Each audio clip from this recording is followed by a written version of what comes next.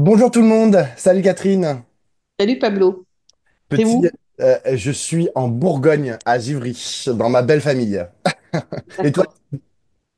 Moi, je suis à 7 dans ma famille. Voilà. Donc petit débrief délocalisé cette semaine pour parler voilà, de tout ce qui s'est passé. Il s'est encore passé beaucoup de choses. On voulait vous parler de la gauche, mais on va commencer, comme c'est de coutume en ce moment, par discuter de Donald Trump et de ses dernières folies. Là, ce qui occupe vraiment l'actualité mondiale, c'est la guerre commerciale qu'il a décidé de lancer à l'égard du monde entier, mais en particulier de la Chine.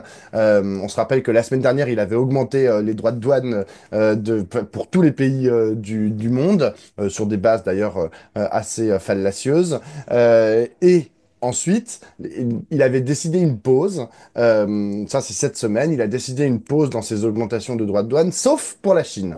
Parce que la Chine est un de ses interlocuteurs à Donald Trump qui lui répond et qui lui répond à la hauteur de ce que lui augmente comme taxe. Et donc là, ils en sont, on est samedi matin, ils en sont à 125% de droits de douane contre 145%. Voilà, donc il y a une escalade comme ça en permanence entre les deux pays, ce qui pose des gros problèmes. En fait, aux deux pays, hein, enfin, ou ce qui va à terme poser des gros problèmes aux deux pays, puisque les États-Unis ont une balance commerciale largement déficitaire. Ils importent énormément de biens, notamment venus de Chine, hein, c'est à hauteur de 300 millions, et la Chine, de l'autre côté, Milliards. milliards, pardon, et la Chine, de l'autre côté, a une balance commerciale qui est largement excédentaire. Ils ont une capacité de production très très importante qui doit à un moment trouver des acheteurs. Et le marché américain était un de ces acheteurs. Et donc, si ce marché se ferme, ils vont avoir un problème. Et donc, il y a ce risque dont on a pas mal parlé sur les plateaux télé, à la radio et dans les colonnes des journaux en fin de semaine, que cet excédent de production qui devait aller aux États-Unis se tourne vers l'Europe, qui est aussi un marché important avec des gens qui sont, enfin, 450 millions de personnes qui sont parmi les plus riches du monde. Et donc, les industriels français sont assez inquiets de voir débarquer en masse des produits chinois qui seront en plus bradés parce que ce sera vraiment une nécessité pour eux que d'écouler leur stock. Et donc, ils sont là. J'ai entendu le patron du slip français, le patron d'ArcelorMittal dire ouh là là là là, mais si commence à brader et les slips et l'acier, nous on va pas pouvoir être compétitif en fait sur ce. Et donc ils demandent une augmentation des droits de douane au moins sur certains secteurs. Je pense notamment à l'habillement et à l'acier de façon temporaire avant d'envisager une stratégie de plus long terme. Entre parenthèses, un petit point historique, même si c'est en 2019, Donald Trump avait déjà augmenté, alors pas dans les mêmes proportions, mais quand même, les droits de douane sur l'acier chinois. Et donc, les Chinois avaient dit, bon bah ok, paf, on va le vendre aux Européens, puisqu'on peut plus le vendre aux Américains. Et là, la Commission européenne qui a, c'est important de le rappeler, la prérogative en matière de politique commerciale, avait décidé une augmentation des droits de douane sur l'acier pour contrer une entrée trop massive d'acier chinois sur le territoire, sur le marché européen. Et ça avait marché. L'acier chinois ne s'était pas écoulé sur le marché européen. Euh, Entre parenthèses, c'était en 2019. Un an après, Joe Biden arrivait à la Maison-Blanche et rétablissait des relations commerciales normales, entre guillemets, avec les différents pays. Donc voilà, est-ce que ça aurait marché, enfin, si ça avait duré plus longtemps, rien n'est moins sûr. Catherine? Oui, bon, il y a beaucoup, enfin, moult et moult choses se sont dites sur le sujet. Moi, j'avais quand même envie de dire que c'était quand même une première lourde défaite pour Donald Trump. Il a été obligé de reculer. Pour l'instant, il a plutôt gagné ses bras de fer, hein, sauf celui sur le droit du sol, sur lequel il n'a pas gagné en justice, mais le jugement sur le fond n'est pas encore advenu. Sans ça, des bras de fer qu'il a fait, pour l'instant, le rouleau compresseur n'a pas été stoppé. On n'a pas réussi à stopper le rouleau compresseur, euh, y compris d'ailleurs par faiblesse des démocrates, hein, qui se sont pas opposés, par exemple, à des votes pour ne pas permettre, pour qu'il n'y ait pas de shutdown. Ils ont voté ce qu'il fallait voter. Bref, c'est la première fois que Trump est obligé de reculer. Alors, bon, on a fait une newsletter, je ne sais plus quel jour, ben si, c'était hier, vendredi, Mhm. où on disait c'est qui commande. On voit que quand même, les marchés financiers et la bourse, ça continue de compter pas mal. C'est-à-dire qu'en fait, l'écroulement de la bourse, enfin, très forte chute de la bourse, plus l'augmentation des obligations à moyen et long terme, ont produit leurs effets et ont obligé Trump à reculer. Bon, on se souvient que c'est là non plus pas, c'est pas la première fois que la bourse et la banque centrale font reculer un gouvernement de façon aussi massive. Ça s'était passé en Angleterre en 2022, quand Liz Truss, bien qu'elle ait fait une politique extrêmement favorable aux grandes entreprises, puisqu'elle voulait abaisser complètement leurs impôts, la Banque centrale anglaise avait vu le problème immédiat parce qu'il n'y avait plus d'argent qui rentrait dans les caisses et les bourses du coup avaient dévissé, la banque avait rappelé à l'ordre et Liz Truss avait été éjectée. En Donc 6 semaines. là, en 6 semaines, ouais, ça allait rester 6 semaines. Bon, là, Trump a dépassé les 6 semaines. Je ne crois pas qu'on va vers une situation où il se fasse éjecter, mais je pense que quand même, l'alerte, même l'alerte politique, elle doit être très très forte pour lui. C'est-à-dire qu'on ne peut pas faire absolument n'importe quoi avec l'économie de son pays et éventuellement l'économie mondiale. Ça crée, il y a des limites au n'importe quoi. Alors, c'est pas pour dire que c'est qui commande aux États-Unis, ça reste les bourses. C'est qui a raison, ça c'est une autre question. Je ne suis pas du tout en train de dire que Trump a raison. Il n'avait pas raison dans la politique qu'il a conduite avec brutalité, unilatéralement, dans des objectifs tout à fait autoritaires et impérialistes, c'est-à-dire dans le but de renégocier avec chaque pays un par un dans une position de force, lui avec en one-to-one avec le Vietnam, le Lesotho, je sais pas quoi. Mais il reste que, un, il a été obligé de reculer, deux, la question à laquelle il s'attaquait, n'était pas une question absurde, c'est-à-dire que les États-Unis dépensent beaucoup plus qu'ils ne vendent à l'échelle mondiale. Alors ça, je pense que ça supposerait quand même que s'interroge un tout petit peu sur le mode de développement et le mode de vie américain. C'est quand même des gens qui surconsomment par rapport à ce qu'ils produisent alors qu'ils ont déjà, ça enfin, c'est un premier élément. Et le deuxième élément, c'est aussi le niveau des inégalités aux États-Unis qui crée aussi enfin, une distorsion dans le fonctionnement de l'économie qui est faramineuse, hein. Mm. Euh, Là, il y a beaucoup de gens qui ont ressorti ces chiffres, mais nous, on n'en a pas reparlé dans la midinale, dans les newsletters. Mais enfin, depuis les années 70, la classe moyenne, hein, c'est-à-dire le revenu des salariés, des travailleurs, a augmenté de 2%, si en valeur constante, hein. En 50 ans, il n'a pas bougé. Par contre, la richesse des États-Unis, en 20 ans, a augmenté de 40%. Mm. Donc, en 50 ans, pardon. Donc, ce que je veux dire, c'est qu'on a une augmentation de la production de la richesse, mais qui ne va pas du côté de la consommation des ménages. Et donc, en fait, on a une espèce de bulle de dette des ménages qui sont mais hyper endettés. Et c'est d'ailleurs aussi une des raisons d'ailleurs des difficultés de Trump, c'est qu'en fait, les ménages, ils ont soit leur retraite placée en bourse, soit des prêts qui sont indexés, qui sont très, très, très dépendants des cours, des cours de bourse, des cours du dollar, etc. C'est-à-dire qu'en fait, il y a une économie qui est totalement articulée à la finance aux États-Unis. Chacun des étudiants, du moment où tu étudies, au moment où tu es malade, au moment où tu prends ta retraite, tout ça est complètement lié au monde de la finance. Donc, c'est pas simplement comme chez nous, je crois qu'il y a 3 millions de Français qui ont des actions. Aux États-Unis, on n'est pas du tout dans cet ordre de grandeur, hein.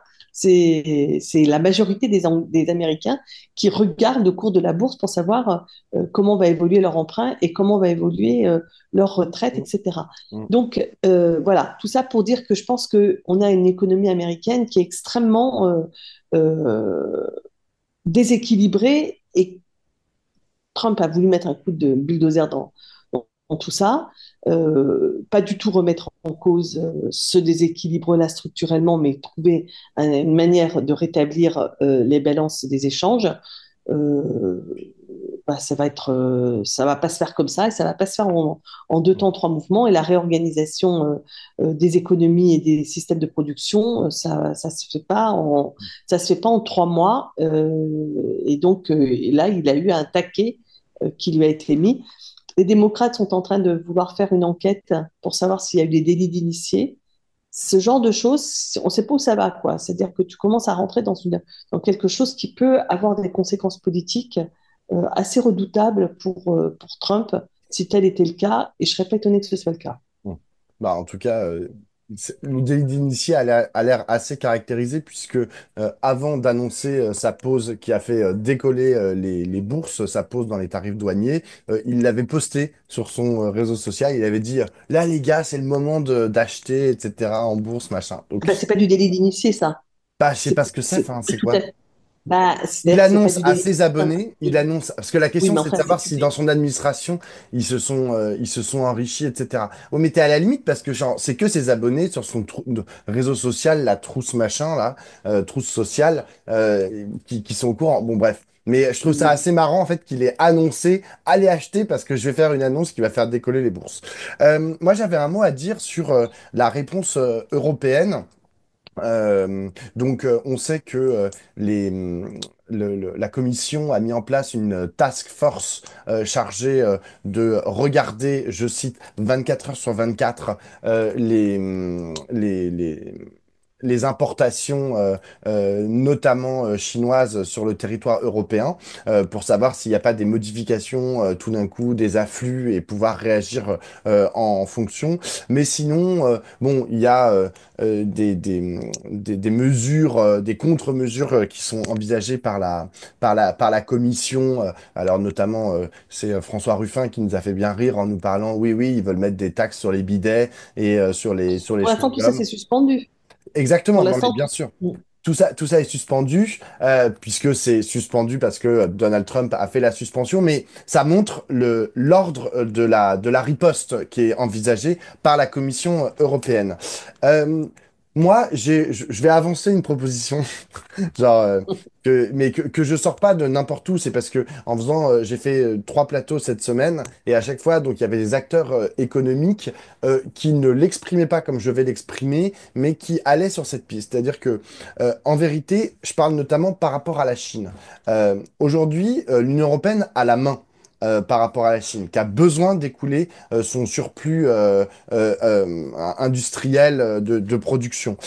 Donc, elle a la main et elle peut faire des propositions à la Chine, en fait. Et ça participe de ce qu'on avait dit dans le débrief précédent, de dire il faut que l'Union européenne s'ouvre en fait au reste du monde. On n'a pas comme partenaire unique les États-Unis et là oh, on est en train de le perdre et donc on serait à poil. Non, il y a le monde entier autour et on est capable en fait de tisser des relations, y compris commerciales, avec ces autres pays en leur demandant des choses. C'est-à-dire que le but n'est pas de dire bon bah on va très bien on va acheter votre acier bradé et produit dans des conditions absolument épouvantables où les conditions de travail sont déplorables, on fait travailler parfois les enfants, les machins. Enfin ça c'est pas envisageable en fait de faire ça.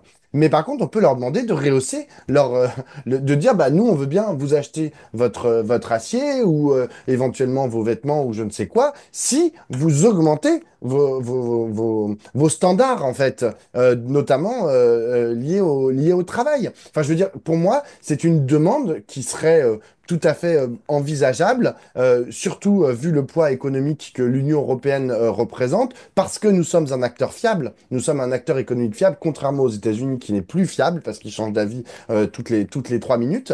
Et la Chine, c'est un acteur fiable aussi. Donc voilà, on fait une proposition ensemble de dire, et éventuellement, alors ça a été avancé par certains économistes, avec des transferts de technologie. C'est-à-dire que pendant tout un temps, les transferts de technologie allaient de l'Europe vers la Chine. On leur disait, bon, bah voilà, ils voulaient par exemple construire une centrale nucléaire et on leur transmettait les technologies, en fait, pour après faire ces centrales nucléaires. Aujourd'hui, la Chine a une intelligence, a développé une intelligence par la recherche, etc. Bah, on peut dire, bah, les transferts de technologie, c'est dans l'autre sens. On veut bien acheter votre acier, mais allez-y, on va aussi négocier pour l'achat de cet acier des transferts de technologie vers l'Union européenne. Enfin, je veux dire, on est en position de force, mais pour ça, il faut négocier. J'espère, il y a un sommet européano-chinois qui est organisé fin juin, début juillet.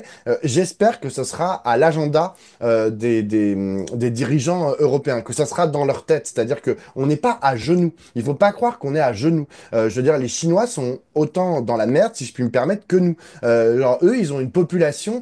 Si demain, ils peuvent plus vendre leur stock, ils vont se retrouver aussi à devoir fermer leurs entreprises, mettre des gens sur la paille. Et les Chinois, ils aiment pas ça, hein. Enfin, genre, quand ils peuvent plus travailler, quand ils ont plus d'augmentation systématique, génération après génération, de leur niveau de vie. Donc voilà, moi, c'est ma proposition. Non, mais Bon, enfin, elle vaut ce qu'elle vaut, mais... je ne suis pas sûre que l'Europe se considère à genoux devant la Chine, hein. Non, t'as raison, t'as Oui. raison. Ce que je veux dire, c'est Mais que t'as déjà entendu ce type de proposition? d'abord, on Vas-y. se réveille comme les Américains en s'en découvrant que la Chine elle est en train de nous battre à plat de couture sur des questions stratégiques décisives, hein, sur la décarbonation de l'industrie. Tu sais, tu dis il faut qu'on leur mette des standards élevés, etc. Il y a des domaines où ils sont plus élevés que nous, hein, sur des standards. Oui, Et mais par de exemple, conditions de travail. Ça, oui, oui, je suis tout à fait d'accord. Mais ce que je veux dire, c'est que je pense qu'on prend conscience. L'autre jour, je lisais un article sur le quatrième producteur d'automobiles chinoises, qui a parmi ses salariés 120 000 ingénieurs. Voilà, quatrième. Euh, Nous, Stellantis, 800 pour faire du recherche et développement. Tu vois le niveau. Alors, bon, évidemment, tu sais pas ce qu'on met de chaque côté, à partir de quand on devient un ingénieur en Chine et à partir, quels sont les critères. Mais je me suis dit, bon, ok, même si tu dis, ok, nous, on n'a pas 800, mais selon les critères chinois, on en a 10 fois plus. Bon, on n'en a pas 800, on en a 8 000. Puis eux, ils exagèrent un peu, peut-être pas 120 000 selon nos critères, mais ça serait 60 000. Bon, bah, ça fait 8 000 à 60 000. Mhm. Le rapport d'échelle, il est Ouais, absolument dingue. ouais. C'est-à-dire, mais ce qui fait qu'aujourd'hui, les Chinois ont mis au point une voiture électrique qui garde 700 km d'autonomie et se recharge en 20 minutes. Pour l'instant, tu ne peux pas les acheter en Europe. Les voitures chinoises sont bloquées. Hmm. Donc, je veux dire, la Oui, mais Commission attends, européenne. bah, très bien, on peut Non, bah non. récupérer le brevet. Tu vois, genre, Ah, échange de d'accord. technologie. Mais attends, mais D'accord. non, mais Catherine, enfin, genre, Non, nous, mais tu je vois ce que je veux rappelle, te dire. Ce que je veux dire, c'est nous, que on leur ce a que je suis vendu en la train de te technologie dire, nucléaire, hein. je pense qu'on est en train de découvrir brutalement la puissance chinoise, pas simplement la puissance économique chinoise, mais la puissance intellectuelle, d'innovation. C'est-à-dire qu'on a beaucoup, à juste titre, on s'est beaucoup focalisé et vraiment à raison sur les méthodes non démocratiques, le système de surveillance généralisée, ce qui se passe au Tibet, ce qui se passe avec les Ouïghours, etc. Donc, il y a des enjeux de démocratie, de respect des droits humains qui sont absolument énormes en Chine et qui méritent de ne pas les considérer comme des partenaires lambda et fiables complètement et dont on doit aussi se méfier et se défier. Mais ceci étant, on a un tout petit peu oublié que la Chine, par exemple, avait vraiment euh, pris un tournant sur la question écologique. Pardon, quoi. Mais je suis Hein. complètement d'accord, C'est mais je te dis juste quand que... il y a eu ils ont fait une exposition universelle. Il y a eu une exposition universelle à Shanghai sur la ville verte. Bah, moi, c'était il y a quoi, il y a 5 ans peut-être. J'avais lu un peu de ce qu'ils avaient mis en œuvre et proposé. Euh, ils ont, je pense qu'ils ont aussi conscience que d'une part, ils peuvent faire péter la planète et d'en péter la planète, eux avec, quoi, tu vois. Non, mais Donc, je suis complètement d'accord. Ce que je veux te dire, c'est que je prends un exemple, par exemple, en 2012, c'est la syndicaliste CFDT Maureen Kearney qui a mis au jour, a été lanceuse d'alerte sur un projet de transfert de technologie entre EDF Areva sur la question nucléaire et oui, je un me souviens. groupe nucléaire chinois. Et donc, il y avait un transfert de technologie. En gros, on a vendu notre technologie en échange du monitoring de centrales nucléaires qu'on allait construire là-bas. C'est-à-dire que il y avait un transfert dans ce sens-là, mais on pourrait très bien envisager un transfert dans l'autre sens, tu vois, sur la base exactement de ce que tu dis, parce que Ah oui, oui, je suis d'accord. sur certaines choses, ils sont très très en avance, très très pointus, etc. Mais j'ai l'impression que c'est pas dans notre logiciel en fait que d'aller récupérer de leur technologie aussi, Oui, tu mais vois. c'est Mm. plus par mépris, à mon avis. Exactement, C'est exactement. pas parce qu'on se sent faible, c'est parce qu'on les méprise. Mm, mm, Que vraiment, enfin, il y a un siècle, non, maintenant, il y a presque 2 siècles, un siècle et demi qu'on les a battus et qu'on a fait tomber la Chine de sa place leader qu'elle avait à l'époque, au 19e siècle, avec les guerres de l'opium.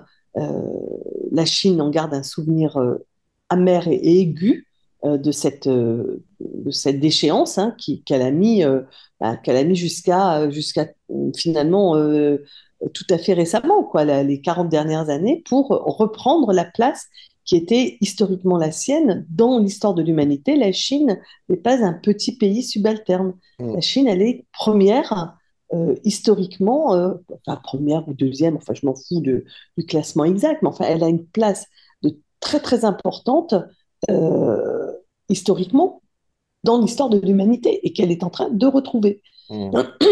Alors, je pense que les Américains sont en train de s'en rendre compte et de redouter cette avancée, ce leadership économique qui me semble là, je pense que là, ils vont avoir du mal à récupérer l'affaire. Et donc, en fait, moi, je comprends l'histoire de la rupture des droits de douane, enfin, cette espèce de barrière commerciale, c'est que les Américains sont en train de chercher à reconstruire comme enfin, comme le monde bipolaire de la guerre froide, c'est-à-dire tu es dans un camp ou tu es dans un autre, c'est-à-dire à essayer de faire que chacun. C'est pour ça que moi, je crois que ils vont forcer chacun à choisir son camp. C'est-à-dire, tu es du côté de la Chine, et on sait bien que c'est un des enjeux de la relation avec la Russie, d'essayer de faire qu'elle se décroche de la Chine. C'est un des enjeux de ce qui va se jouer avec les pays en Asie. Et à mon sens, les Américains vont essayer de ne pas jouer l'isolationnisme. C'est pas les Américains tout seuls. D'ailleurs, Trump n'est pas un isolationniste à proprement parler. Il va chercher à Mm. retrouver son leadership sur un monde qui serait découplé du monde chinois. Dans la newsletter, j'ai lu pour la newsletter, des fois je travaille rien que pour la newsletter, j'ai cherché à faire un peu le point de ce que les uns et les autres disaient à ce propos. Donc, pour ceux qui ne sont pas abonnés, ben, je vous invite à vous y abonner. Vous pouvez même la retrouver sur le site internet où j'ai mis des extraits des des notes de blog de Mélenchon, de ce que dit l'après de Corbière et Clémentine Autain, voilà, et notamment des Verts. J'essaie de faire un peu le tour de tout le monde et je suis allée regarder le discours qu'avait fait Fabien Roussel juste 2 jours avant, je ne sais plus où, à Vaux-en-Velin ou à Vénissieux. dans un meeting et dedans, il parle d'un enjeu qui me paraît être aussi un des enjeux importants, c'est est-ce que le dollar va rester la monnaie d'échange, la monnaie internationale? Et je pense que ça fait partie des choses fondamentales qui vont peut-être changer et que la Chine va essayer de... On sait que déjà la Russie et la Chine travaillent à trouver des alternatives au paiement en dollars et à trouver donc des alternatives en termes de monnaie internationale. Bon, moi, je suis pas si au fait de ça, mais je mesure bien que la puissance américaine, elle est aussi installée sur la puissance du dollar et sur le fait que ce dollar sert de monnaie de réserve et de monnaie d'échange mondiale. Donc là aussi, la guerre qui s'ouvre, Trump espère la gagner, mais c'est une guerre qui va avoir des impacts très profonds et j'espère pas séparer notre monde en deux comme il le fut jusqu'à la fin de l'Union soviétique. Tu as vu que l'Espagne a l'air de vouloir négocier ses relations avec la Chine. Mm. C'est-à-dire que l'Espagne a pris, le gouvernement de Sanchez a pris des mesures, un plan de 14 milliards pour soutenir ces entreprises qui seraient impactées par la guerre commerciale et a décidé de travailler en direct avec la Chine pour négocier avec elle les échanges commerciaux. Donc, voilà, je pense que cette idée, elle va faire son chemin et que un certain nombre de pays qui ne sont pas complètement inféodés aux États-Unis, comme par exemple le Danemark, mais non, mais stop, quoi. Vous avez vu ce truc-là? Le Danemark qui renforce leur dépendance militaire vis-à-vis des États-Unis. Donc les États-Unis veulent prendre le Groenland et eux ils disent, oh bon, bah, d'accord, on va vous acheter des armes. Non, mais je veux dire, il y a vraiment des pays, Mm. ils sont, Coton. sont vraiment, vraiment tamponnés, quoi. Hein. Mm. Bon, enfin bref. Donc, ce que je veux dire, c'est que cette question de comment ça va se conclure cette affaire de la guerre commerciale pour l'instant entre la Chine et les États-Unis, ça peut avoir des prolongements extrêmement importants et universels. Et par ailleurs, il y a déjà des mouvements qu'on peut voir, comme par exemple celui de l'Espagne qui commence à négocier avec la Chine. Je voulais juste te dire un tout petit truc à propos des questions Chine-États-Unis. Dans le papier que j'ai fait, je ne sais plus quand, hier, je disais aussi un truc, c'est que qui me semble une vraie préoccupation. Trump est vraiment un impérialiste belliciste et qui envisage de prendre par la force le Groenland, de Panama, etc. Comme les Alors qu'il femmes. raconte ses salades sur qu'il est pour la paix. Euh, mais revenu en mémoire, ce que tout le monde sait, c'est comment Roosevelt a transformé l'industrie, a militarisé en 2 temps, 3 mouvements, en 6 mois. Ils ont complètement transformé l'industrie américaine à partir du moment où ils sont rentrés en guerre en 1942, enfin décembre 41 avec Pearl Harbor. Donc en 6 mois, tchic, tous ceux qui fabriquaient des voitures sont mis à fabriquer des chars, etc. Mais l'industrie de l'habillement pour faire des vêtements pour l'armée, etc. Donc, dans tous les domaines, on a transformé et militarisé l'armée. Mais pour pouvoir faire ça, il faut avoir une industrie. Et ça, je pense que ça fait partie des choses euh, à propos de l'autonomie. C'est pas simplement de l'autonomie sur le plan des échanges d'objets de l'industrie, mais c'est aussi une autonomie éventuellement qui devient une autonomie militaire. Ils ont une belle industrie militaire, hein, c'est pas, Mm. ils sont pas en dessous de ça, mais s'il faut monter d'un cran, s'il faut vendre davantage d'ailleurs, le fait de réindustrialiser les États-Unis, je pense que ce n'est pas découplé des réflexions et du travail sur la question de la remilitarisation du monde et du développement des capacités militaires des États-Unis. Mm. Ce qui Justement, ne veut pas dire que tout passe pas par l'industrie, hein, parce que le militaire, on sait bien que ça, maintenant, c'est quand même très, très fortement lié aux nouvelles technologies et que donc tout n'est pas lié strictement à ça, mais quand même, la question d'industrie, elle n'est pas simplement une question stratégique sur les échanges de biens. elle est aussi une question qui a à voir avec l'autonomie militaire. Et c'est ça que, à mon avis, Trump a en tête. Justement, tu parles de guerre. Donald Trump, il avait quand même, il ne faut pas l'oublier, pendant sa campagne, dit qu'il allait apporter la paix en Ukraine et à Gaza en une semaine. Or, ça fait plus d'une semaine qu'il est au pouvoir et qu'il n'y a toujours pas la paix, ni à Gaza, Mm. ni en Ukraine. Mm. Donc, il a raté. Voilà, je tenais Ben à oui, le oui, oui, non, rappeler. mais ça fait Vas-y, partie tu de voulais dire quelque chose sur ce sujet. Ah oui, oui, oui, donc sur Gaza, en fait, c'était bon. Je voulais noter le voyage qu'Emmanuel Macron avait fait en En Égypte Égypte. cette semaine. Voilà, qu'une nouvelle fois, il a annoncé que bientôt, très vite, peut-être, il allait reconnaître l'État palestinien. Il pourrait Mais, reconnaître l'État palestinien. hein? Il pourrait reconnaître l'État Oui, c'est ça. palestinien. Bientôt, peut-être, très vite. Voilà. Donc, il pourrait reconnaître. Il avait déjà fait cette déclaration il y a un an pour dire qu'il faudrait un jour. Ce jour apparemment n'est jamais arrivé. Et là, il a refait cette déclaration dans son avion lors de son voyage de retour. Donc, c'est pas tout à fait dans un cadre officiel. C'est ça que je veux souligner, c'est qu'il n'a pas dit devant la Ligue arabe, je vais reconnaître l'État palestinien. Mais ce que je voulais dire là, c'est que il a fait un pas pour se remettre en relation avec le monde arabe, qu'il a fait également du côté de l'Algérie, c'est-à-dire que là, il a un tout petit peu calmé les ardeurs bellicistes de Retailleau euh, et il a retrouvé un chemin, une façon normale de parler à l'Algérie, même si je pense enfin, il est insistant et a raison pour la libération de Boualem Sansal, mais ça fait partie des choses normales de demander la libération de Boualem Sansal. Ce n'est pas une agression contre l'Algérie. Euh, et voilà, je pense que Macron, comme notamment Sanchez en Espagne, se dit que la situation suppose de se tourner ou de se retourner vers le reste du monde et notamment, alors pour ce qui concerne la France, essayer de refaire un bout de chemin en direction du monde arabe avec lequel les relations se sont beaucoup dégradées, surtout au regard de ce qu'elles étaient. J'ai lu que Yael Braun-Pivet avait fait amende honorable en disant qu'elle n'aurait jamais dû employer l'expression de soutien, c'était Inconditionnel. quoi, inconditionnel Inconditionnel. à Israël.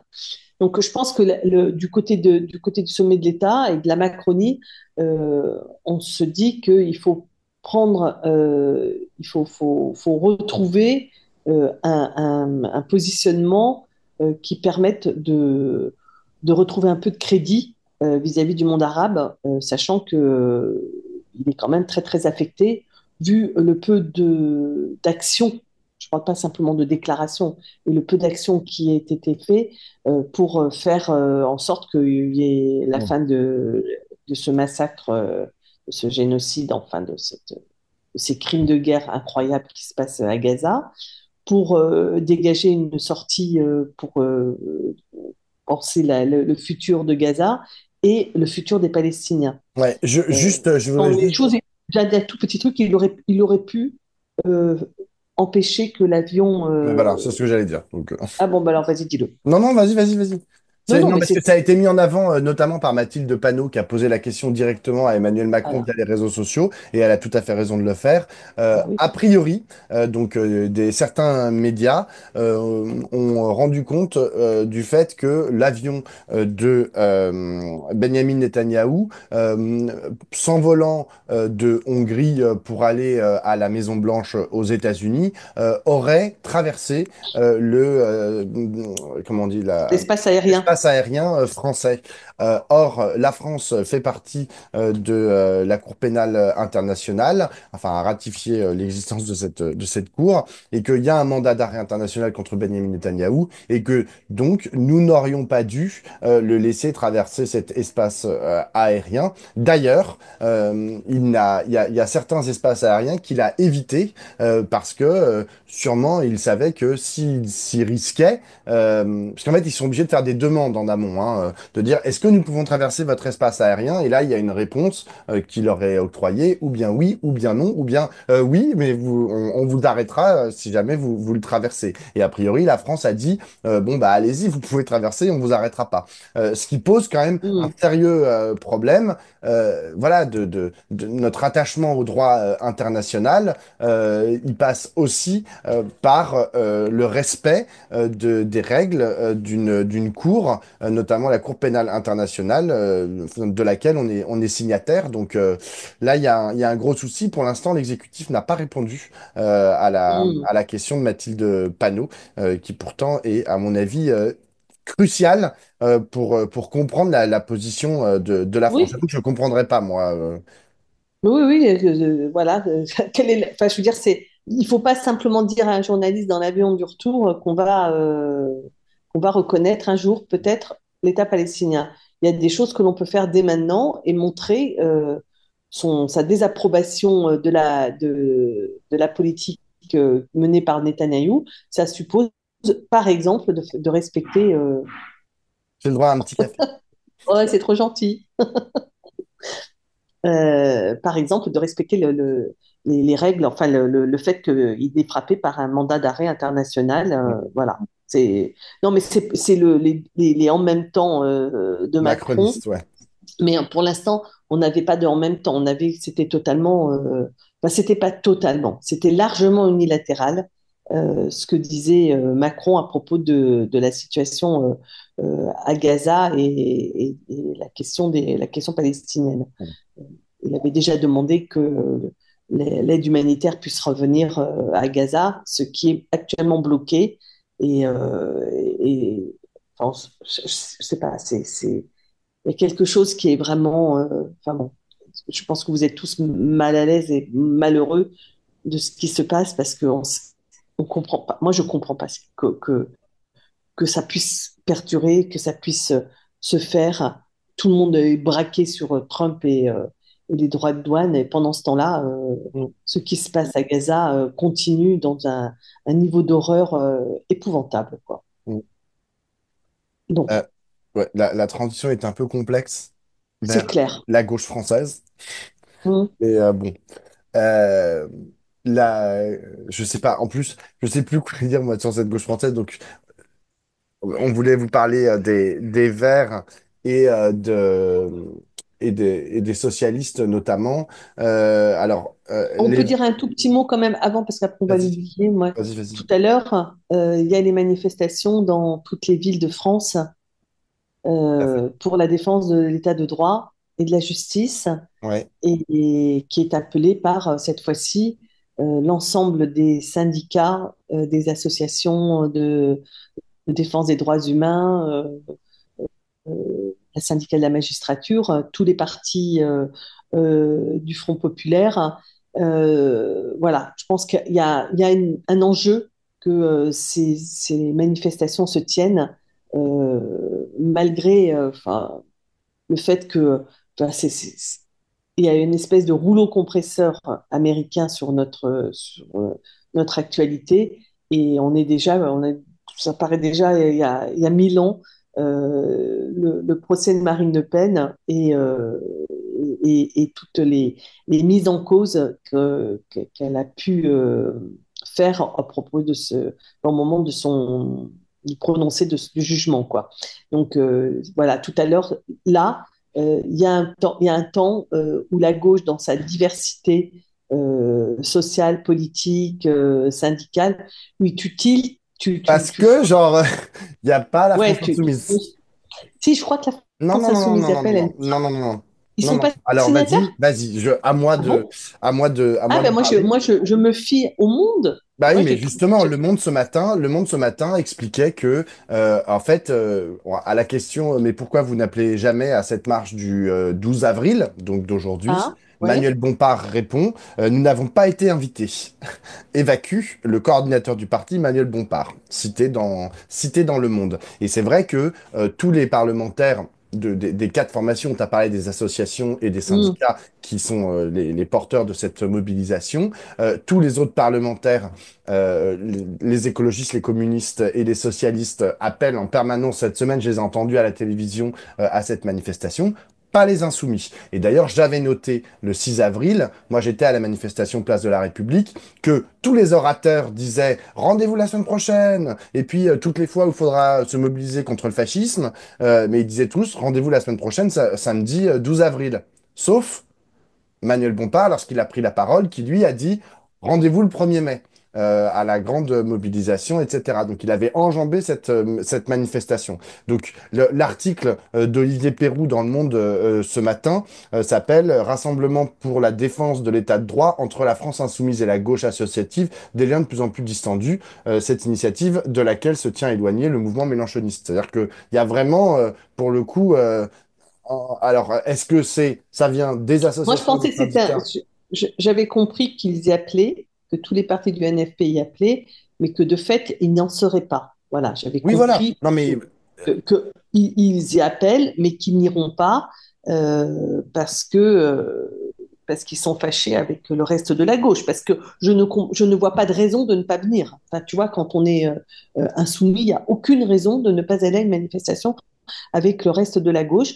Je veux dire, euh, alors les partis politiques, dit Dominique Sopo, le président d'SOS Racisme, n'ont pas été formellement conviés, même s'ils sont les bienvenus. C'est-à-dire qu'ils ne sont pas, ils appellent pas. ils ne sont pas Mais initiateurs. ils sont pas Mm. initiateurs. Mais de fait, moi j'ai écouté toute cette semaine, genre les interviews des uns et des autres. De fait, je notais bien que les insoumis disent le 1er mai quand les autres disent le 12 avril. Voilà, donc il y a quand même une grosse différence entre Fabien Roussel, Marine Tondelier, Olivier Faure et, C'est absurde. Bah, les franchement, insoumis. je trouve ça enfin, tu vois, je trouve ça totalement absurde. Je sais bien quelle est l'origine de la discorde.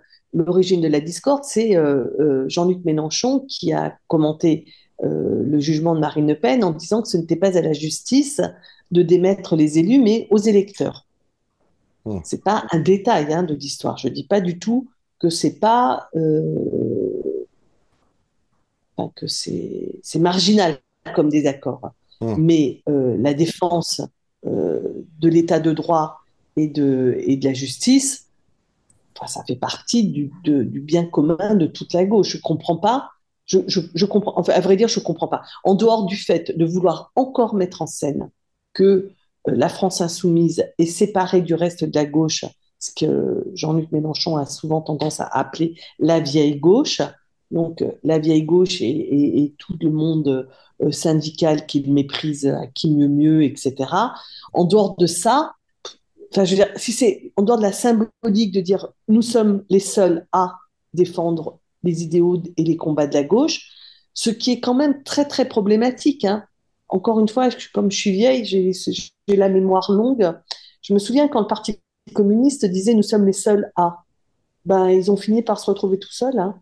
Ben, Mais je veux dire, c'est pas une bonne idée, Catherine, une fais pas idée comme de si. mettre en scène sa solitude. Mais Catherine, ne fais pas comme si c'était quelque chose de nouveau que tu découvrais ou que tu émettais l'hypothèse. C'est bien sûr la stratégie de la France insoumise. Regarde, quand Yael Braun-Pivet change d'avis, enfin dit j'ai fait une erreur sur le soutien inconditionnel à Israël, tous les insoumis ont tweeté, à commencer par Jean-Luc Mélenchon, Yael Braun-Pivet s'aligne sur les positions de la France insoumise.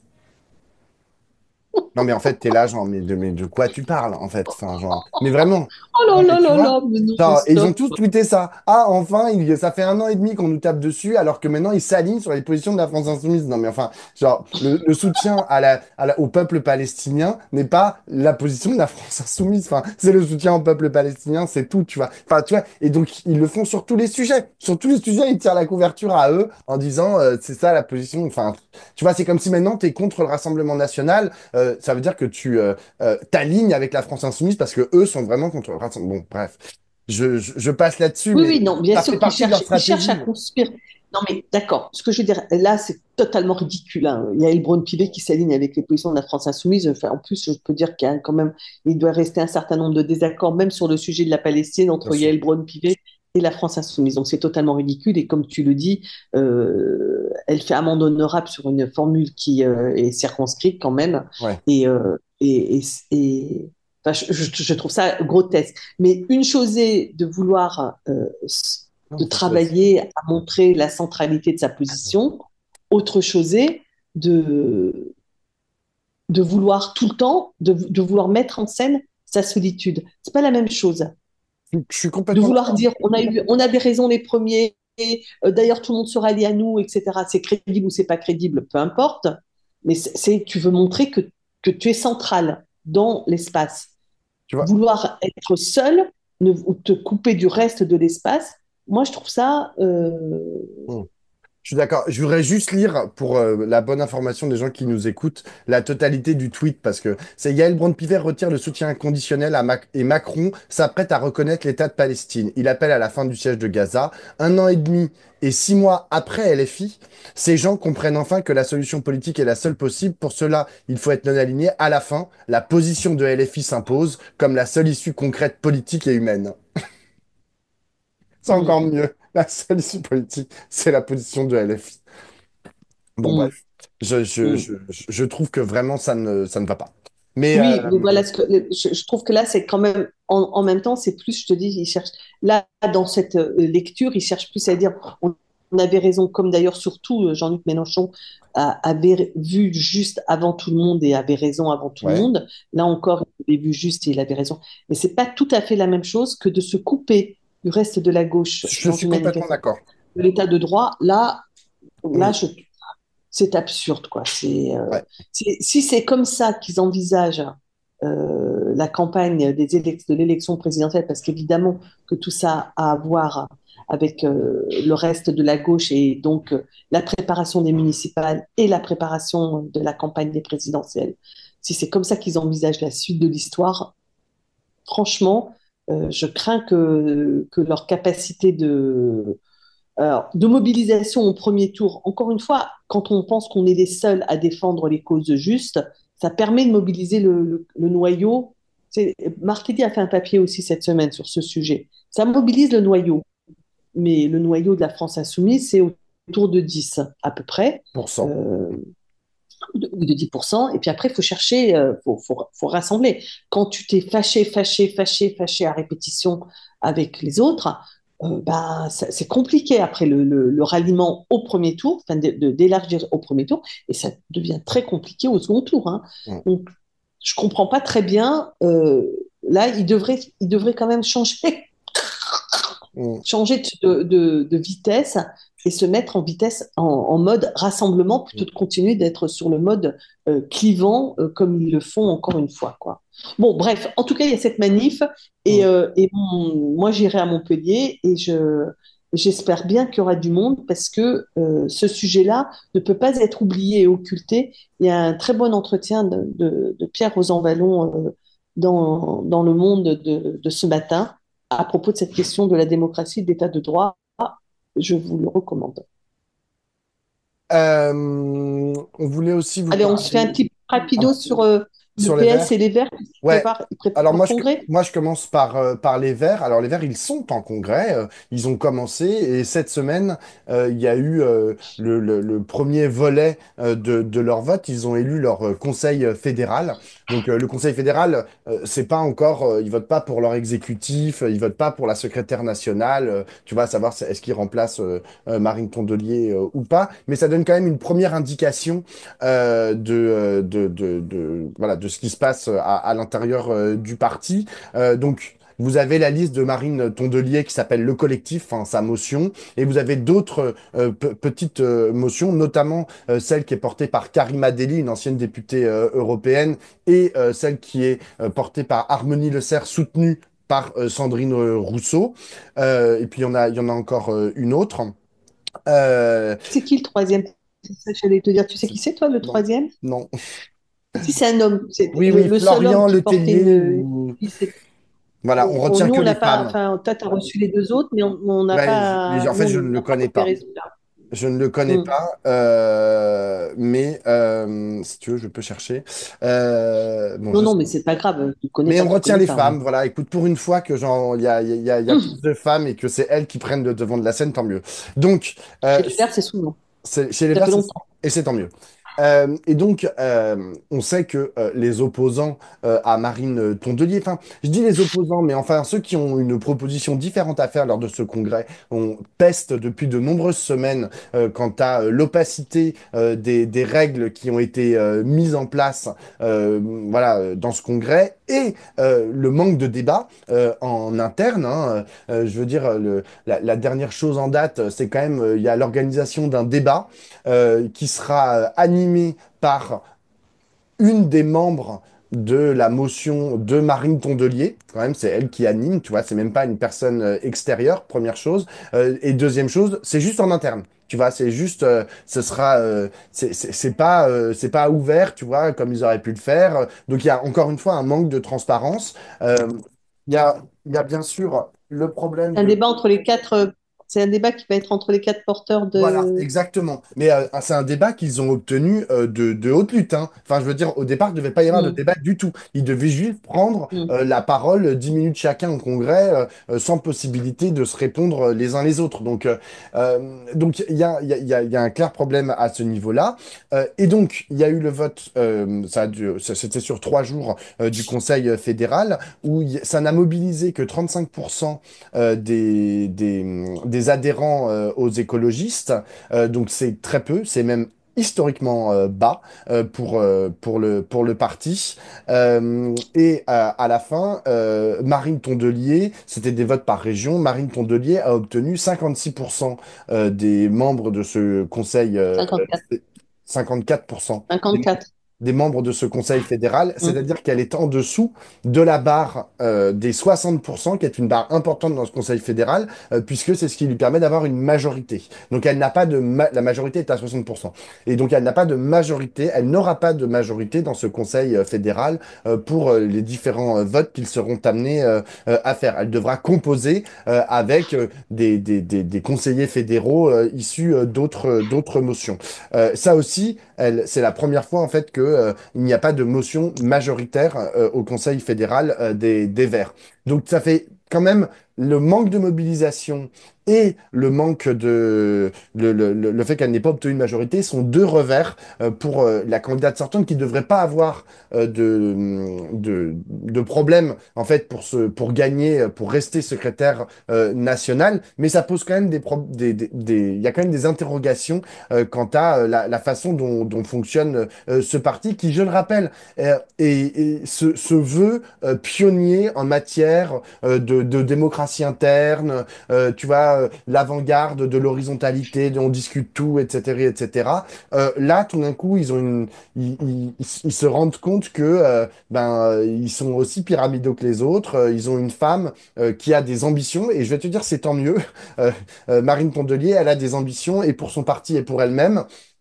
Et du coup, elle a envie de garder un certain pouvoir. Elle aime pas trop, comme j'avais interviewé Harmonie Le Cerf, une de ses opposantes concurrentes, qui avait dit, voilà, on se reçoit des coups de pression quand même de la part des gens membres de sa motion. Donc voilà, il y a tout plein de choses qui montrent que va falloir repenser comment ça fonctionne. Mais à vrai dire, c'est vrai un peu partout.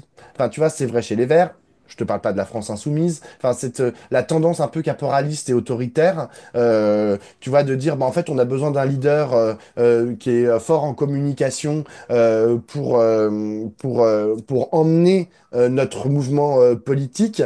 On sent que ça pointe dans tous les mouvements de gauche, tu vois, et y compris dans les syndicats. Enfin, je veux dire, la CGT, elle existe aussi parce que il y a Philippe Martinez et Sophie Binet. La CFDT, c'est parce que il y a Laurent Berger et Marie-Lise Léon. Je veux dire, tu vois, et donc, mais le problème, c'est que il faut faire attention à genre comment s'articule l'incarnation et le leadership, et derrière la nécessité de démocratie qui sont nécessaires à des organes de gauche, quoi. On n'est pas le Rassemblement national ici.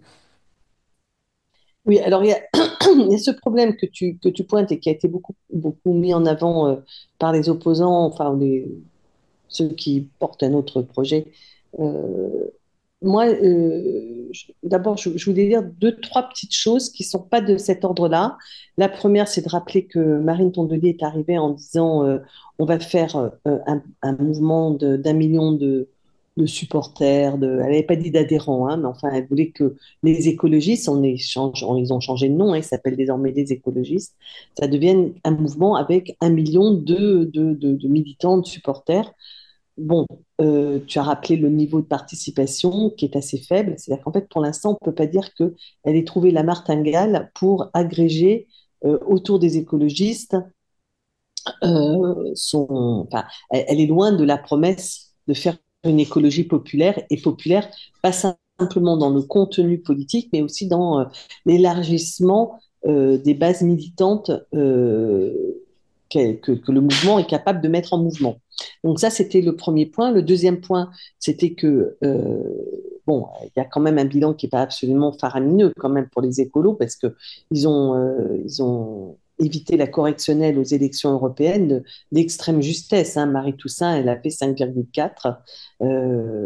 Donc, ils ont failli ne pas avoir d'élu au Parlement européen, ce qui est une sorte de très grosse contre-performance pour les écologistes, vu que c'est leur élection en principe de référence.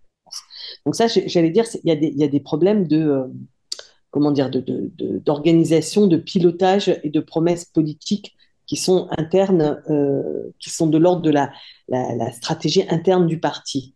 Mais ce qui m'a, moi, le plus troublé, c'est quand j'ai cherché à lire un peu donc, ce qu'il disait à propos des guerres commerciales de Trump, etc. Je n'ai rien trouvé sur le site de LB, que je suis pour le papier que j'ai fait pour Regard. Donc, quand je suis allée chercher un peu dans chez les uns et chez les autres, ce qui était écrit et ce qui pouvait me permettre d'alimenter cet article, je n'ai trouvé que un post Instagram de Marine Tondelier, ce qui est quand même euh, un peu faible. Euh, et surtout, au-delà du fait qu'il n'y avait pas de texte un peu solide pour essayer de comprendre ce qui se passe aux États-Unis, même d'un point de vue écologique, c'est quand même extrêmement grave ce qui se passe aux États-Unis. Donc, il y a quand même des choses à produire en réflexion et en action et en proposition. Mais surtout, ce qui m'a frappé dans le texte que fait, le poste que fait Marine Tondelier, c'est qu'il est d'une extrême ambiguïté. Mais ambiguïté au sens, c'est pas qu'elle. Marine Tondelier se veut le lien entre toute la gauche. Elle se vit comme celle qui a permis que le nouveau Front populaire débouche, aboutisse, vive. Et donc, elle en a fait son marqueur politique. Et donc, elle fait attention quand elle s'exprime là d'essayer d'être un peu d'accord avec tout le monde. Et donc le tweet, enfin pas le tweet, le post Instagram qu'elle fait, elle commence par regretter la guerre commerciale et la mise en cause des échanges commerciaux, c'est-à-dire sans aucune distance critique à l'égard de cette mondialisation qui quand même n'a pas fait du bien ni aux hommes, ni aux sociétés, ni à la planète. Donc, elle ne le dit pas. Ensuite, elle poursuit en disant, je me souviens plus, c'est son deuxième temps. Je sais que elle atterrit le troisième temps sur le souverainisme industriel. Elle est, ah oui, si, bien sûr. Le deuxième temps est assez conforme à la tradition politique des écologistes, puisqu'elle en appelle à des mesures fortes de l'Europe. Donc, premier temps, ça ne va pas du tout cette montée des droits de douane et on est en train de perturber les échanges commerciaux internationaux. Il faut que l'Europe fasse une réaction forte et il faut qu'on développe un souverainisme. Donc, je me suis dit, c'est bien, il y en a un petit peu pour tout le monde. Il y en a pour ceux qui n'ont pas viré leur cutie du libre-échange et du marché et de la mondialisation dérégulée. Ça, c'était le premier. Après, il y a l'Europe qui doit leur affirmation de leur ancrage européen, et en même temps, il y en a un peu pour du côté de chez Mélenchon et de chez Ruffin. Je me suis dit, mais c'était quand même un peu un tour de force de faire en, je sais pas, en 1000 signes, de donner à manger à tout le monde. Mais au-delà de ça, je me suis dit, mais en fait, ils sont où, les écolos? Ils sont à quel endroit? Qu'est-ce que c'est que... Enfin, c'est tout à fait louable de sa part de vouloir réunir les différentes familles de la gauche et surtout de ne pas vouloir crisper les désaccords. C'est pour ça que je maintiens que je ne comprends pas que si les insoumis ne vont pas cet après-midi, il ne faut pas se crisper, faut défaire, faut dénouer parce qu'on a vraiment, vraiment mieux à faire qu'à s'engueuler. Mais c'est pas mal aussi d'avoir quelque chose à dire qui soit un peu consistant et situé, quoi. Voilà, moi, ça m'a troublé de voir que, et malheureusement, c'est peut-être un peu souvent le cas, que l'idée que l'on va réunir les gauches, c'est on va les réunir au prix de l'ambiguïté, au prix du bachibouzouk, du truc où on mélange tout, on mélange un peu tous les concepts et on essaie de faire en sorte que les différences et les contradictions n'apparaissent pas. Mais tout le monde ne dit pas la même chose. Franchement, tout le monde ne dit pas la même chose sur ce qui se passe, sur l'appréciation de ce que fait Donald Trump. Euh, Moi, j'ai trouvé ça assez marrant parce qu'on a écrit tous les trois, Bernard Marx, toi et moi, on a fait 3 papiers pour le dossier commun qu'on fait avec Politis vendredi. Quand j'ai lu les 3 papiers, j'ai dit, ben, au moins, on est cohérent, quoi. Tous les trois, on a dit la même chose. On a dit, il n'y a pas lieu de regretter la mondialisation qui est mise à mal. Elle, ça ne fonctionnait pas et ça faisait souffrir et ça cassait du bois. Donc, il n'y a pas lieu de le regretter et il y a lieu de penser autrement et de mettre en avant une autre proposition pour rétablir des relations entre tous. Alors, on ne dit pas tout à fait les mêmes choses les uns et les autres, on porte notre focale sur différents aspects, mais au moins on pense à peu près pareil. On va faire un parti, tiens, on va faire le parti de regard. Allez, go. Non, je Mais plaisante est-ce parce que qu'en ça fait, nous, n'existe on pas est cohérents. déjà? Non, non, mais je plaisante parce qu'en fait, on est cohérent, mais du côté de la France insoumise, c'est très cohérent aussi. Ce qu'ils ont dit du côté de Ruffin, c'est cohérent. Du côté de la presse, c'est assez cohérent. Au PS, c'est beaucoup moins cohérent, c'est beaucoup plus incertain. Ça tâtonne. Et chez les Verts, c'est bon, point PS. Point PS. PS où c'est un peu en train de bouger là à horizon du congrès qui se tiendra à la fin du mois de juin. Donc Olivier Faure, le secrétaire national sortant, est contesté. Il est contesté par diverses forces qui sont là en train de coaliser. On l'a appris en fin de semaine. Alors tu avais Nicolas Meyer-Rossignol, le maire de Rouen. Tu avais la maire de Vaux-en-Velin, Hélène Geoffroy, qui ont décidé de faire un texte commun en vue de ce congrès. A priori, il serait aussi rejoint par le député Philippe Brun, qui lui a réuni un peu les mécontents à l'Assemblée de la politique d'Olivier Faure à l'Assemblée nationale. Dans cette coalition, voilà, où il y avait ces trois pseudo-motions qui en fait ne seront qu'une. Donc il faut encore qu'ils trouvent un leader, hein, parce que genre qu'ils fassent une proposition. Et ça, c'est un article du Monde qui en faisait mention. C'est pas gagné, même si Philippe Brun pourrait tenir la corde. Mais voilà, c'est pas sûr. Hein. Nicolas Mérossignol, il veut peut-être aussi y aller, ou Hélène Geoffroy. Donc dans cette coalition, on retrouve par exemple Jérôme Gage. Qui participe qui va participer de la rédaction de cette motion. La direction, elle est assez claire. C'est genre la République laïque, indivisible, etc. Enfin, je veux dire, il y a une forte opposition en fait à la proposition qui a été celle d'Olivier Faure pendant toute sa mandature, entre guillemets, de réunir toute la gauche, France Insoumise comprise. Donc eux, ils sont vraiment de dire non, la France Insoumise, c'est pas la gauche, nanana, nanana. Et donc ils construisent leur proposition politique autour de ce rejet, sachant que Olivier Faure a fait une proposition de plateforme, c'était la semaine dernière. Lui, il a dit, il faut faire une plateforme commune entre François Ruffin d'un côté et Raphaël Glucksmann, sous-entendu, le PS au milieu. Et que, voilà, j'ai pas l'impression que, enfin, le fait qu'il ait fait cette proposition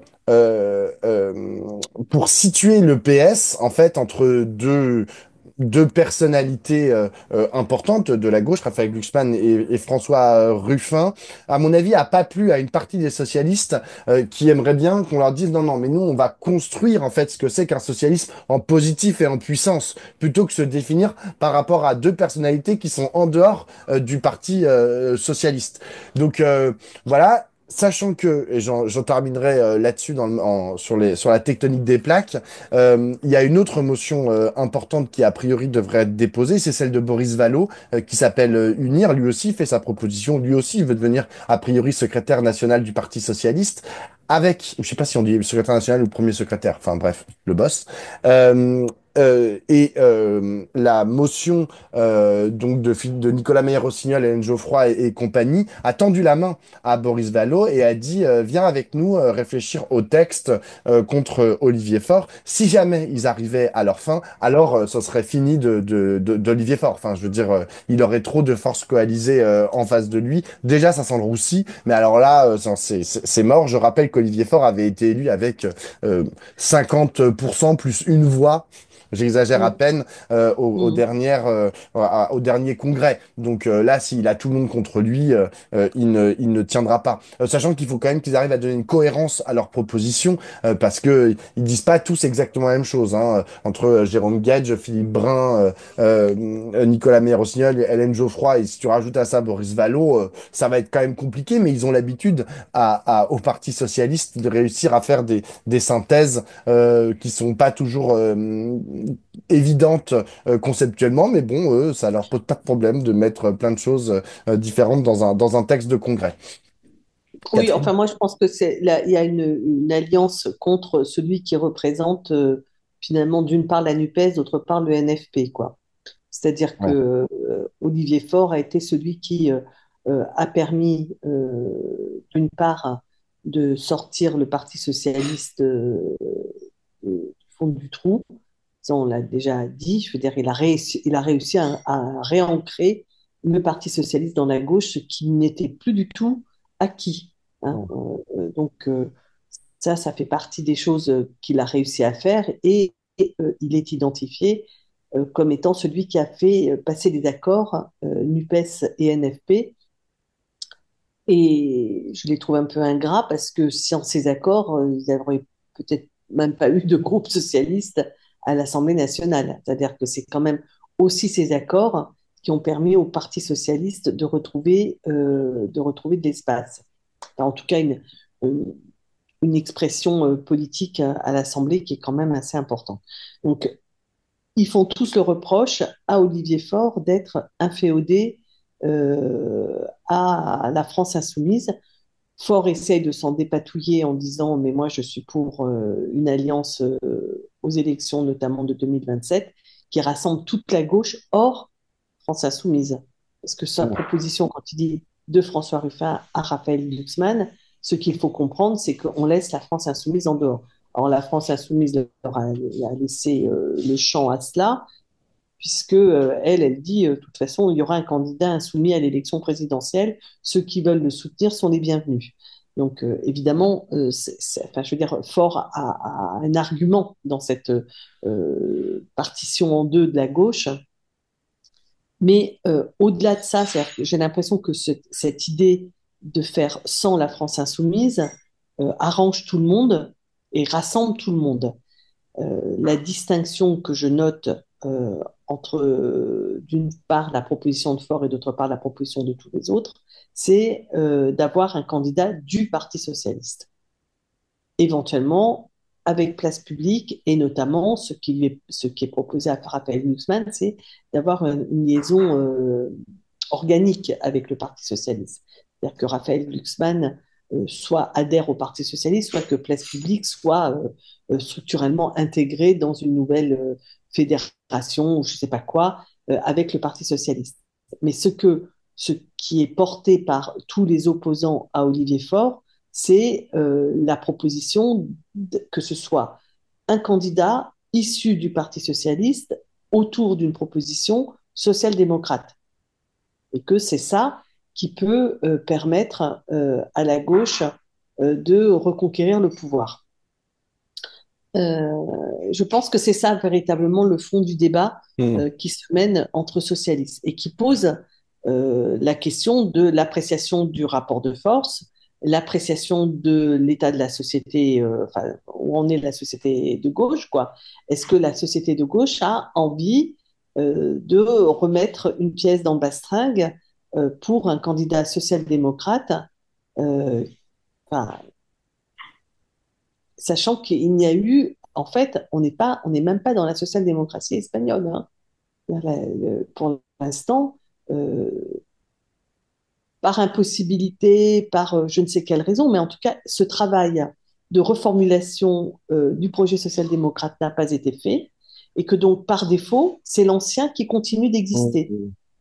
C'est-à-dire qu'en fait, pour l'instant, à epsilon près, euh, la logique profonde qui a été celle qui a conduit les socialistes dans le ravin, c'est-à-dire la politique mise en place par François Hollande, n'a pas été déconstruite, n'a pas été remise en cause, et une autre ne s'est pas imposée.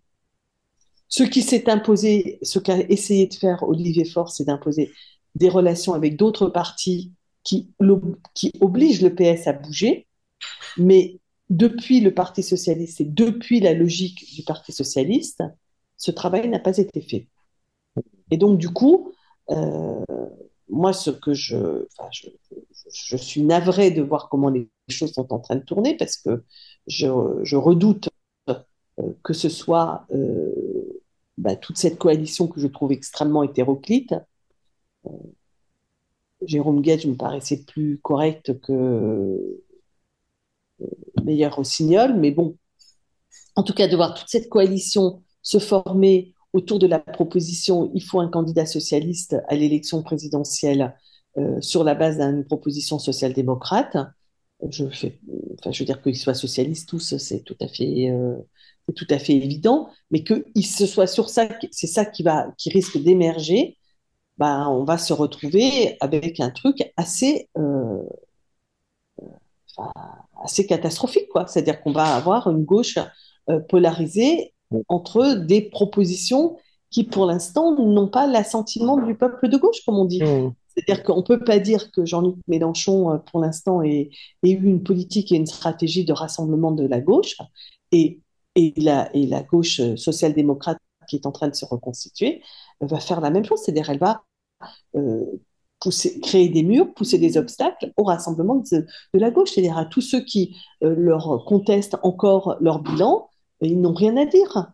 Tous ceux qui leur Hmm. demandent mais qu'est-ce que vous avez à dire par rapport à ce qui est en train de se passer concernant la remise en cause de la mondialisation libérale, je Hmm. pense que j'en ai parlé la semaine dernière, mais moi j'ai fait un plateau là, avec François Calfon sur BFM qui s'est terminé en sang hein, entre nous. Hmm. Parce que ce mec, il n'avait rien à dire que C'est un il faut député européen socialiste, hein, pour information. oui, au bureau national du PS. Hein, enfin, Hmm. Calfon, c'est quelqu'un d'un peu.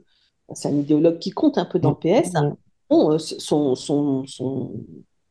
son propos était un propos de la défense du libre-échange. Et qu'il fallait qu'on se mobilise tous pour défendre le libre-échange et la mondialisation telle qu'elle vient de se produire pendant 40 ans. C'était ça son Hmm. idée. Et il est membre du bureau national du PS. Alors, je dis pas je ne sais pas s'il est central ou pas central, mais en tout cas, ce que je veux dire, c'est que une proposition alternative dans ses profondeurs, c'est-à-dire au fond, comment on relance, comment on considère la France dans l'Europe et comment on relance une position ouverte et progressiste avec tous les enjeux qu'on aborde au fur et à mesure dans nos débriefs sur, par exemple, la place du travail, de la formation. Est-ce qu'on est pour, comme Madame Borne, que dès l'école maternelle, on s'inscrive dans le parcours sup et qu'on commence euh, bah, ils pensent quoi de tout ça? Hmm. Bon, bref, en tout cas, ils sont en train de rejeter, les socialistes sont en train de rejeter une partie de la gauche et les insoumis sont en train de rejeter une autre partie de la gauche. Donc, la totale des gauches, ça fait 30%, mais peut-être qu'on peut même réussir à être en dessous. On peut peut-être réussir à viser à faire que 25% à l'élection présidentielle. Non, mais C'est parti ça. comme c'est parti, mais Et en plus, 10 plus 10. c'est pas possible, quoi. Ouais, ouais. Plus sans compter l'extrême gauche. Sans compter, Et peut-être que Marine Tondelier et Fabien Roussel voudront apporter leur contribution à l'éclatement général. Enfin bon, donc franchement, je trouve ça vraiment triste, hein, ce qui est en train de se passer. Mm. Fort, Bah fort, surtout, c'est pas mon. Enfin, je suis pas socialiste, mais au moins il acte qu'il y a une gauche qui n'est pas que au Parti socialiste. mm, mm, Les autres, mais dans quel monde ils vivent? Ils vont se reprendre encore une tarte. mm. Non, mais vraiment, quoi. Bah, surtout que c'est pas comme s'ils avaient commencé à réfléchir sur la nature de Et leur c'est ça, projet, tu vois. c'est pour ça que je dis, ils ont pas de Mm. projet alternatif. Euh, Mélenchon n'a pas tort de dire qu'en fait, c'est les messieurs moins. Ils prennent les propositions des insoumis et ils disent, ah oui, mais pas autant, un peu moins quand même. Mm. Voilà. Mm. Donc, ils n'ont pas de logique, ils n'ont pas de cohérence, ils n'ont rien à nous dire et donc ils n'ont pas fait de retour critique sur leurs pratiques de pouvoir. Bon, bah, merde, quoi. Mm. Vraiment. Enfin, si c'est Mm. ça, C'est sur ces bons mots qu'on comme va d'habitude, on vous quitte toujours en forme. qu'on revient et qu'on vous Ouais. dit à Allez, la semaine prochaine. voilà, moi Ciao, je vais ciao. manifester, toi tu vas faire ton anniv. Exactement, la nif Ciao. de ma belle-mère. C'est 60 ans. Salut. Ciao, ciao.